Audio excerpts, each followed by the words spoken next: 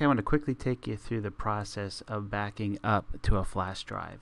I purchased this flash drive from Amazon. It's a 16 gig flash drive.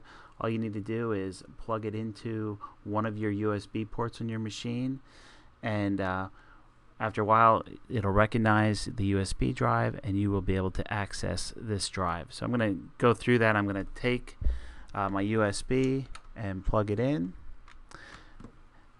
Give it a second or two to be able to find it. And just a little note, the first time I plugged in my USB, I had some applications on there. I deleted them.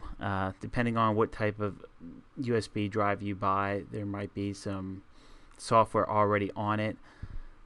I didn't want to deal with it. They wanted you to load some different applications, so I ended up deleting it. So just be aware that there may be some content already on your USB depending on the brand that you buy. Okay, I'm going to go to my computer. When you go to my computer, you will be able to then see your USB drive. And again, depending on how many drives you have connected to your machine or USB devices, this letter is going to change. So for me, it's my E drive, but you would see that if you plug in an external hard drive, it's going to be very similar to a flash drive, a thumb drive. So I'm going to open that up, and you're going to see that right now it's totally empty, and I will be able to add my content right here. You can create folders. If you right click, I'm going to be able to create a new folder, and so you can organize your USB drive very similar to how you can organize your My Documents. So I'm going to create a new folder, and I'm going to call this Media Backup. Okay, and I can open this folder, and of course there's not going to be anything in there because I need to add the content. So what I'm going to do is I'm going to show you how I can add my entire media folder to this backup. So what I'm going to do is I'm going to have this window, I'm going to move it over to the side, I'm going to go back to my computer, and then what I'm going to do is I'm going to this time go to my C drive, and then here's my media folder. And really what I can do at this point, I can just left click, drag it over to this window, and let it go.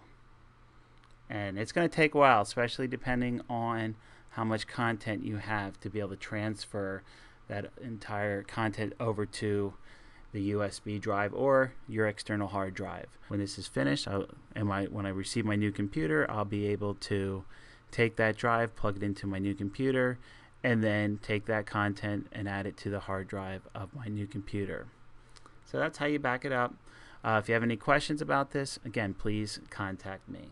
Okay, after about an hour, my entire media folder has been backed up to my flash drive. You can see everything's organized the same way that I had it on my C drive.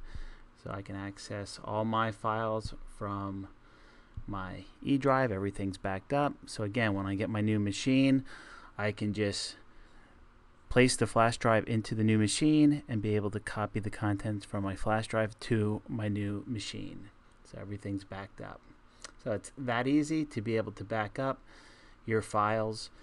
And again, I could also back up some documents that are found within my documents. And if I had pictures, I could back up my pictures that are in my documents to the flash drive and then delete them from my documents. So again, if you need help, please call on me. I can come over and help you back up all your files. So thank you.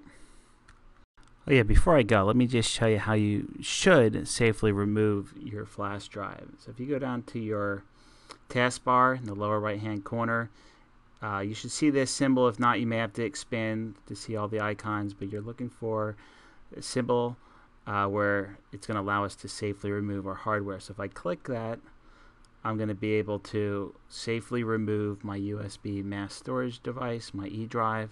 I'm going to click that, and I'm going to wait a second or two, and I'll receive a message that tells me that it's safe to remove the flash drive. And again, this is something that I would recommend getting in the habit of doing. Instead of just pulling out your flash drive, you can corrupt some of the files and stuff. So at this point, I can remove my USB flash drive. Okay, thank you again.